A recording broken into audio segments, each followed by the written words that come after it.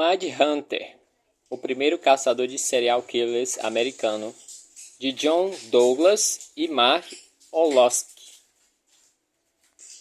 Prólogo. Devo estar no inferno. Devo estar no inferno. Essa era a única explicação lógica. Eu estava amarrado e nu. A dor era insuportável. Meus braços e minhas pernas estavam sendo retalhados por algum tipo de lâmina. Cada orifício do meu corpo havia sido perfurado. Eu estava engasgando e com ânsia de vômito, porque tinha enfiado algo na minha garganta. Meu pênis e meu ânus haviam sido penetrados por objetos afiados que pareciam me dilacerar. Eu estava ensopado de suor. De repente me dei conta da situação. Eu estava sendo torturado até a morte por todos os assassinos, estupradores e molestadores de criança que mandaram para a cadeia durante a minha carreira. Agora, a vítima era eu, e não havia como resistir. Eu sabia que esses caras agiam. Eu sabia como esses caras agiam. Já tinha visto 1000 vezes. Eles sentiam a necessidade de manipular e dominar suas presas. Gostam de poder decidir se suas vítimas viveriam ou morreriam e como morreriam. Eles me manteriam vivo enquanto meu corpo aguentasse, despertando-me sempre que eu tivesse inconsciente ou prestes a morrer, sempre afligindo o máximo possível de dor e sofrimento. Alguns podiam passar dias fazendo isso. Queriam me mostrar que estavam no controle, que eu dependia completamente das misericórdias deles. Quanto mais eu gritasse e clamasse por alívio, mais alimentariam suas fantasias sombrias. Se eu implorasse, regredisse ou chamasse por papai e mamãe, eles ficariam realmente animados. Era o preço que eu pagava pelos 6 anos que passei caçando os piores homens do mundo. Meu coração estava acelerado e meu corpo ardia em chamas. Senti uma pontada terrível quando eles empurraram um palito mais para dentro do meu pênis. Uma convulsão atravessou todo o meu corpo de tanta dor. Por favor, Deus, se eu ainda estiver vivo, me faça morrer rápido. E se estiver morto, liberte-me logo das torturas do inferno. Foi então que eu vi um clarão intenso, como diziam que as pessoas veem no momento da morte. Eu esperava avistar Cristo, anjos ou o diabo. Também ouvir falar disso. Mas tudo o que vi foi um clarão. Porém, ouvi uma voz. Uma voz reconfortante e alentadora. O som mais tranquilizante que eu ouvi em toda a minha vida. John, não se preocupe. Estamos tentando resolver tudo. É a última coisa que eu me lembro.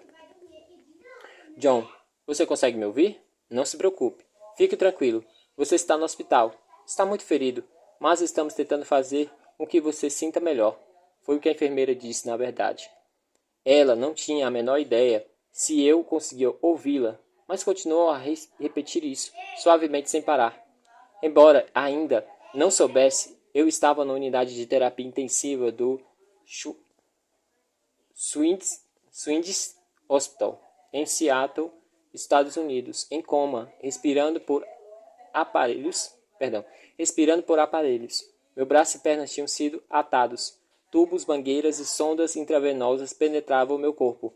Não esperava que eu sobrevivesse. Era o início de dezembro de 1983 e eu tinha 38 anos.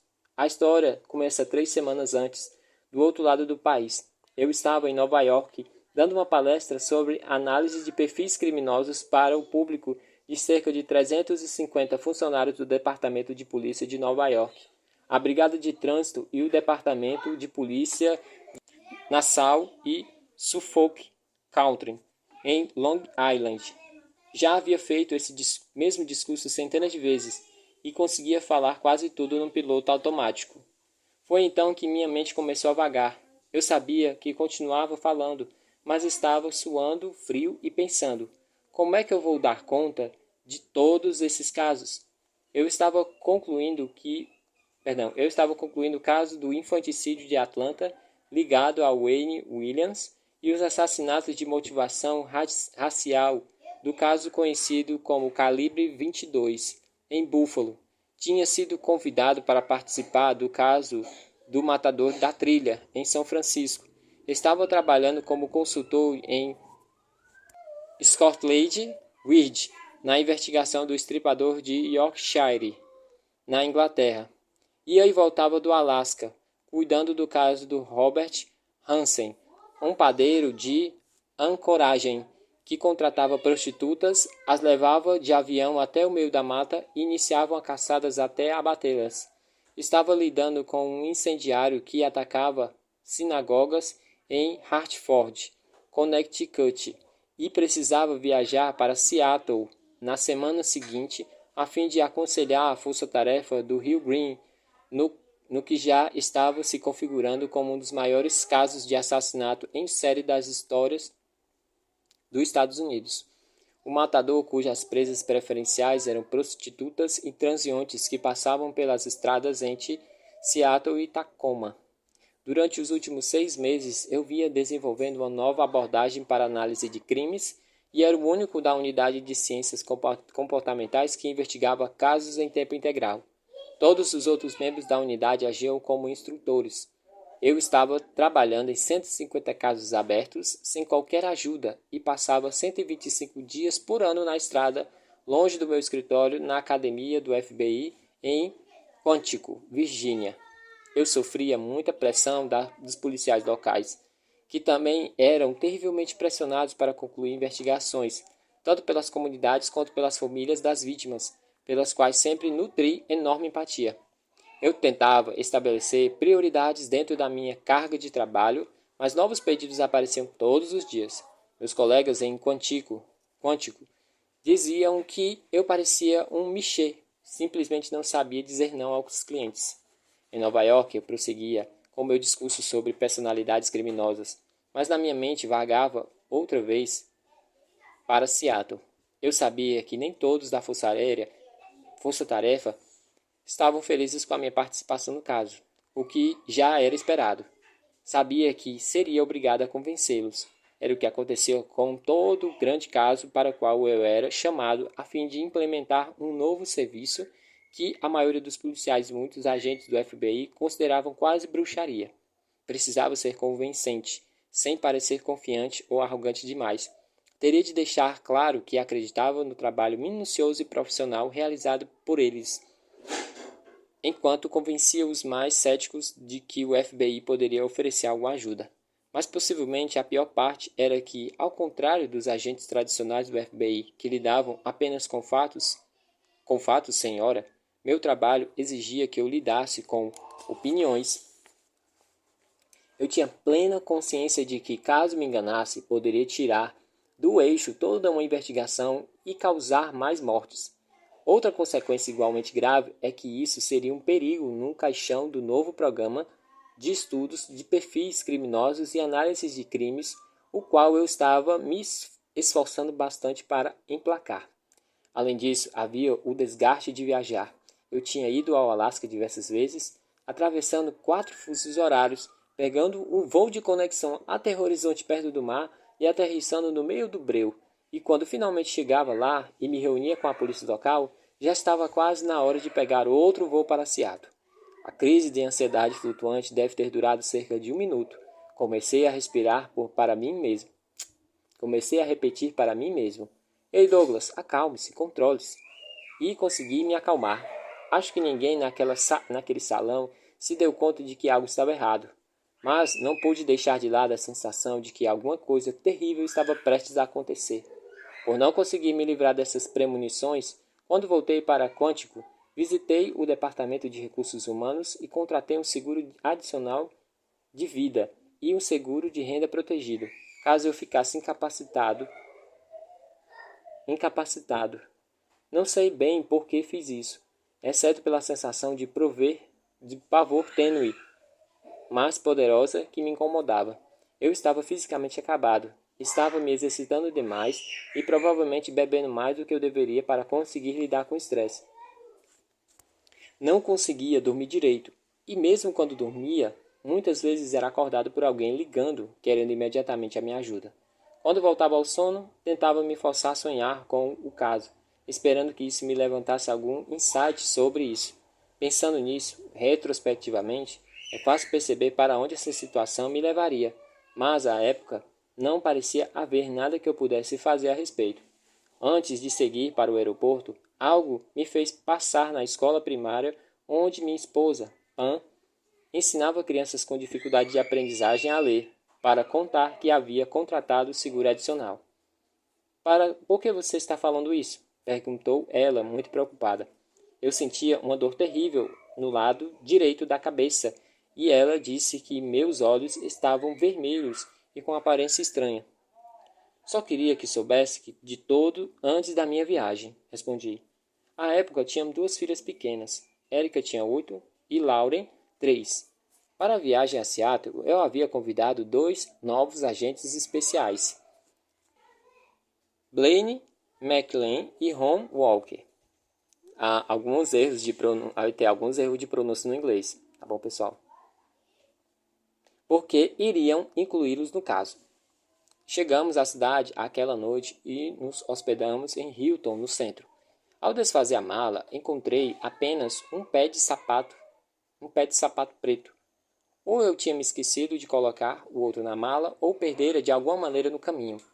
Eu faria uma apresentação para o departamento de polícia de King County na manhã seguinte e concluí que não podia ir sem meus sapatos pretos. Sempre gostei de me vestir bem e tomado pela fadiga e pelo estresse, acabei ficando obcecado por usar sapatos pretos com meu terno. Então desci e perambulei apressadamente pelas ruas do centro até encontrar uma sapataria aberta. Voltei para o hotel ainda mais exausto, porém com um par de sapatos adequado. Na manhã seguinte, uma quinta-feira, fiz a apresentação para a polícia e para uma equipe que incluía representantes do Porto de Seattle e 2 psicólogos locais que haviam sido convidados para ajudar nas investigações. Todos estavam interessados no perfil que apresentei do assassino, em saber se eu achava possível haver mais de um criminoso e que tipo de indivíduo ele ou eles poderiam ser. Procurei salientar que, naquele tipo de caso, o perfil não seria tão importante. Eu tinha bastante certeza de que o tipo de cara o assassino seria. Mas também sabia muito bem que muitos homens se encaixariam nessa descrição. Falei para eles que o mais importante a se fazer, em meio àquele ciclo contínuo de assassinatos, seria começar a agir de maneira proativa, unindo esforços da polícia e da mídia para atrair o cara até uma armadilha. Sugeri, por exemplo, que a polícia organizasse uma série de reuniões na comunidade para discutir os crimes. Estava bastante seguro de que o assassino apareceria em uma reunião dessas, ou talvez em mais de uma. Acreditava que isso também nos ajudaria a esclarecer se estávamos lidando com um tipo mais de um criminoso. Outra manobra que eu queria que a polícia testasse era anunciar à imprensa que havia testemunhas de um dos rápidos. Senti que isso talvez levasse o próprio assassino a assumir uma estratégia proativa, procurando a polícia para explicar por que havia sido visto inocentemente perto da cena do crime. Mas a única coisa que eu tinha mais certeza era que a pessoa por trás daqueles assassinatos não desistiria. Ofereci à equipe conselhos sobre como interrogar possíveis suspeitos, tanto os que fossem capturados, quanto os muitos caras tristes e loucos que acabassem apresentando à polícia em caso de grande visibilidade. McLean, Walker e eu passamos o resto do dia visitando locais onde corpos haviam sido desovados e à noite, quando finalmente voltamos para o hotel, eu estava exausto. Enquanto tomávamos alguns drinks no bar do hotel, tentando relaxar ao fim do dia, falei para Blaine e Ron que não me sentia muito bem. Minha cabeça ainda doía e eu sentia que estava começando a ficar gripado, então pedi a eles que me cobrissem com a polícia no dia seguinte. Pensei que melhoraria se passasse o dia na cama. Depois de lhe desejar boa noite, pendurei o aviso de não perturbe na porta e disse aos meus 2 colegas que reuniria com eles na manhã de sexta. Tudo que me lembro é que me senti péssimo, sentar na beirada da cama e começar a me despir. Meus colegas voltaram para o fórum de King County na quinta-feira para dar continuidade às estratégias que eu havia delineado no dia anterior. Respeitaram meu pedido e me deixaram em paz, para descansar e tentar recuperar-me da gripe. Porém, como não me dei as caras no café da manhã de sexta-feira, eles começaram a se preocupar. Ligaram para o meu quarto, não atendi. Foram até lá e bateram na porta. Nada. Apreensivos, retornaram à recepção e pediram ao gerente uma cópia da chave. Subiram novamente ao meu quarto e destrancaram a porta, mas estava presa com a corrente de segurança. Eles não ouviram alguns fracos gemidos vindos. Eles então ouviram alguns fracos gemidos vindos de dentro do cômodo. Os dois arrombaram a porta e entraram correndo. Encontraram-me no chão, o que descrevia depois como uma posição de sapo, aparentemente tentando alcançar o telefone. O lado esquerdo do meu corpo estava convulsionando e Blaine disse que eu estava ardendo em febre. O hotel ligou para o Swansea Hospital, que enviou a ambulância na mesma hora. E, enquanto isso, Blaine e Ron permaneceram ao telefone com a equipe de emergência, ditando para eles os meus sinais vitais. Eu estava com 41 graus de temperatura e uma frequência cardíaca de 220 batimentos por minuto. O meu lado esquerdo do meu corpo paralisou e voltou a convulsionar na ambulância. Segundo o relatório médico, eu estava com olhos de boneca, abertos, fixos e desfocados. Assim que chegamos ao hospital, eles me cobriram de gelo e começaram a me dar doses cavalares de fenobarbital para controlar as convulsões. O médico disse a Blaine Home que conseguiria apagar praticamente toda a população de Seattle com a quantidade de remédio que eu estava tomando. Ele também avisou aos dois agentes que, apesar do enorme esforço que todos estavam fazendo para me salvar, eu provavelmente morreria. Uma tomografia revelou que a febre alta tinha provocado a hemorragia do lado direito do meu cérebro. Resumindo, o cérebro dele foi praticamente torrado, disse o médico. Em 2 de dezembro de 1983, meu novo seguro havia entrado em vigor na véspera.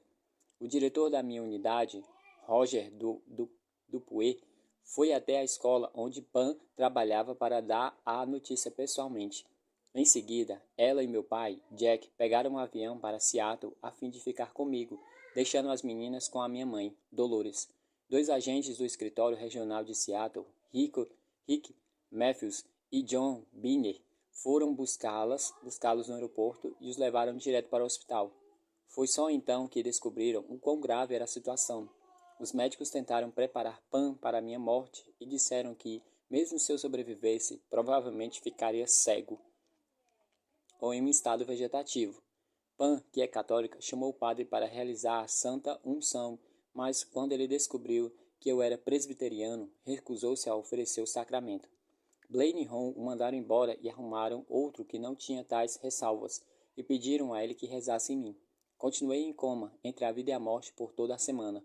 Pelas regras da UTI, apenas familiares podiam visitar, então meus amigos de Quântico, assim como Rick Matthews e outro do escritório regional de Seattle, rapidamente se tornaram parentes próximos. Você tem uma família bem grande, disse uma das enfermeiras de maneira irônica para Pam. Mas, de certa maneira, essa ideia de família grande não era apenas uma piada. Vários dos meus colegas em Quântico, liderados por Bill Hugmanier, da Unidade de Ciência Comportamental, e Tom Columbell, da Academia Nacional, organizaram uma vaquinha para que Pam e meu pai pudessem ficar em Seattle comigo. Em pouco tempo conseguiram contribuições de policiais de todo o país, e paralelamente medidas já estavam sendo tomadas para trasladar meu corpo de avião a fim de ser enterrado no cemitério militar de Quântico. No fim da primeira semana, Pam e meu pai e os agentes e o padre formaram um círculo ao redor do meu leito, de mãos dadas entre si e comigo, e rezaram por mim. Mais tarde, naquela noite, acordei do coma. Me lembro de ficar surpreso ao ver Pam e meu pai e de me sentir confuso a respeito de onde estava. A princípio, eu não conseguia falar. O lado esquerdo do meu rosto estava caído e boa parte do meu lado direito continuava paralisado. Minha fala começou a voltar, mas ainda estava um tanto arrastada. Depois de algum tempo, descobri que conseguia mover a perna, e aos poucos outros movimentos foram voltando. Minha garganta doía muito por causa do tubo de alimentação. Os médicos substituíram o fenobarbital por feniltoína, ainda no controle das convulsões. E depois de uma bateria de testes, exames e punções na coluna, finalmente deram o diagnóstico: encefalitite viral, causada ou agravada pelo estresse e pela condição geral de fraqueza e vulnerabilidade. Eu tinha sorte de estar vivo, mas o processo de recuperação foi lento e desencorajador. Precisei reaprender a andar, tive problemas de memória. Para me ajudar a lembrar o nome do médico principal, Siegel, Pan me presenteou uma estátua de uma gaivota, que era seagull em inglês, feita de conchas e pousada sobre sobre uma base de cortiça. Quando o médico voltou a examinar minha atividade mental e perguntou se eu me lembrava do seu nome, respondi com a voz arrastada: Claro, Dr. Gaivota. Apesar do enorme apoio que eu vinha recebendo, meu processo de reabilitação me deixava imensamente frustrado. Nunca havia conseguido ficar parado ou desacelerar. O diretor do FBI, William Webster, ligou para me encorajar. Falei para ele que não achava que conseguiria voltar a atirar. Não se preocupe com isso, John, ele respondeu. O que nos interessa é a sua mente. Não disse para ele, mas temia não ter sobrado muito da minha mente também. Finalmente tive alta do hospital Swedish e voltei para casa dias antes do Natal. Não fui embora sem presentear as equipes da emergência e da UTI com placas de expressiva que expressavam minha profunda gratidão por tudo que havia feito para salvar minha vida. Roger Dupuy nos buscou no aeroporto Dulles e nos levou até nossa casa, em Fredericksburg, onde uma bandeira americana e uma enorme faixa com as palavras Bem-vindo ao lar, John, nos aguardava. Eu havia emagrecido 88 quilos habituais para 72. Minhas filhas, Erica e Lauren, ficaram tão perturbadas com minha aparência e com o fato de eu estar em uma cadeira de rodas que durante muitos anos elas ainda sentiam medo sempre que eu viajava. O Natal foi bastante melancólico. Não vi apenas amigos. Não vi muitos amigos. Apenas Ron Walker, Blaine McLean, Bill Hagmier e outro agente de quântico, Jim Horn. Deixei a cadeira de rodas, mas ainda tinha dificuldade para me locomover e para acompanhar uma conversa. Chorava por qualquer coisa e não podia confiar em minha memória. Quando Pan e meu pai me levavam para passear de carro por Fredericksburg, notava algum prédio específico, mas não conseguia dizer se era novo ou não. Era como se eu tivesse sofrido um derrame e não sabia se poderia voltar a trabalhar algum dia. Além disso, estava chateado com o FBI pela situação a qual eles haviam me sujeitado. Em fevereiro do ano anterior, eu havia conversado com o diretor adjunto, Jim McKinsey. Disse a ele que não estava conseguindo acompanhar o ritmo de trabalho e perguntei se podia arrumar outros funcionários para me ajudar. McKinsey compreendeu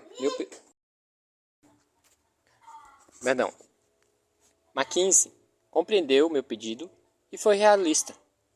Você sabe como é a organização, afirmou ele. É preciso desabar de tanto trabalhar antes que alguém reconheça seu esforço. Além de achar que não estava recebendo o apoio que Deep precisava, sentia que meu trabalho também não era reconhecido. Na verdade, sentia que não havia reconhecimento algum. No ano anterior, depois de trabalhar como um louco no caso de infanticídio de Atlanta, tinha sido repreendido oficialmente pelo FBI por uma matéria publicada em um jornal da cidade de Newport News, na Virgínia, pouco depois de Wayne Williams ser capturado.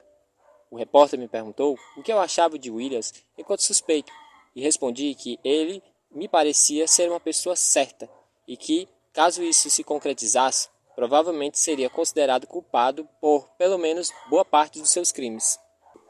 Apesar do próprio FBI ter pedido para eu conceder a entrevista, afirmaram que eu havia me expressado de maneira inadequada sobre um processo ainda em andamento. Disseram que eu havia sido alertado sobre isso quando estava prestes a dar entrevista à revista People, alguns meses antes. Fui obrigado a me apresentar ao escritório de responsabilidade profissional na sede da agência em Washington e depois de 6 meses de enrolação burocrática, recebi a notificação. Algum tempo depois recebi uma menção honrosa pelo mesmo caso, mas à época aquele havia sido o reconhecimento do FBI pela minha ajuda na solução do que a imprensa está chamando de o crime do século. Há tantas coisas no trabalho de um agente da lei que são difíceis de compartilhar com pessoas lá fora, até mesmo com o cônjuge. Quando você passa dias examinando cadáveres mutilados, especialmente quando se trata de crianças.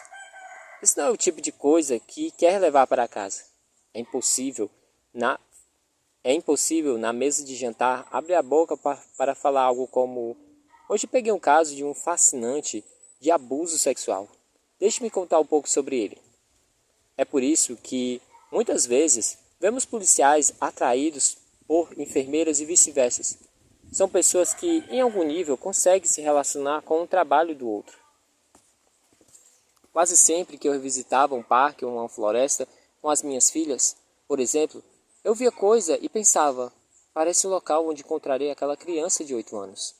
Embora eu temesse pela segurança delas, por ver as coisas que via, também tinha dificuldade de me envolver emocionalmente com as feridas da infância, que eram menores, mas não menos importantes. Quando eu chegava em casa e minha esposa dizia que uma das meninas havia caído de bicicleta e precisava levar a pontos, subitamente vinha à minha cabeça a autópsia de uma criança da mesma idade, e eu pensava nos pontos que o médico legista dera para fechar os ferimentos para o enterro. Pan tinha seu próprio círculo de amigos, todos envolvidos em política regional, o que não me interessava nem um pouco. E com todas as minhas viagens, ela era responsável por boa parte da criação das meninas, por pagar as contas e cuidar da casa. Esse era um dos meus muitos problemas no nosso casamento na época. E eu tenho certeza de que pelo menos Érica, a nossa filha mais velha, notava atenção. Eu não conseguia me livrar do ressentimento que sentia pelo FBI por permitir que isso acontecesse comigo. Cerca de um mês depois de voltar para casa, eu estava queimando folhas no quintal. Por um impulso repentino, entrei, juntei todas as cópias de perfis que tinha em casa, todos os artigos que escrevera, levei-o para fora e o joguei na fogueira. Livrar-me daquelas coisas serviu como um catarse. Algumas semanas depois, voltei a dirigir e visitei o cemitério nacional de Quantico para ver onde eu teria sido enterrado. Os túmulos eram organizados pela data da morte, e se eu houvesse morrido nos dias 1 ou 2 de dezembro, eu teria ficado em um péssimo lugar. Notei que seria enterrado perto do túmulo de uma jovem que foi esfaqueada na entrada de uma garagem perto da minha casa. Eu havia trabalhado no caso dela, e o assassinato ainda não tinha sido solucionado. Enquanto ruminava ali, lembrei-me de quantas vezes havia aconselhado a polícia a vigiar os túmulos, porque acreditava que o assassino poderia visitá-los, e percebi que seria irônico se eles estivessem me observando e me considerando suspeito. Quase 4 meses depois do meu colapso em Seattle, eu continuava de licença médica. Como sequela e também por passar tanto tempo deitado, havia desenvolvido coágulos sanguíneos nas pernas e no pulmão, e ainda sentia que precisava me esforçar para sobreviver a cada dia. Continuava sem saber se teria capacidade física para trabalhar. Mesmo que pudesse voltar, não sabia se estaria confiante bastante para fazê-lo. Enquanto isso, Roy Hazelwood, do setor industrial da Unidade de Ciência Comportamental, estava fazendo a jornada dupla e carregava o peso do trabalho dos meus casos abertos. Foi minha primeira visita de volta a Quantico em abril de 1984, dando uma palestra para uma equipe de cerca de 50 analistas de perfis a serviço de diferentes escritórios regionais do FBI. Entrei no auditório calçando sandálias, porque meus pés ainda estavam inchados, e fui aplaudido de pé por esses agentes de todo o país. A reação foi espontânea e genuína, vinda de pessoas que, mais do que ninguém, compreendiam o que eu fazia e o que eu estava tentando instruir dentro daquela organização. Pela primeira vez em meses, eu me senti valorizado e reconhecido. Também senti que havia retornado para casa. Voltei a trabalhar em tempo integral um mês depois.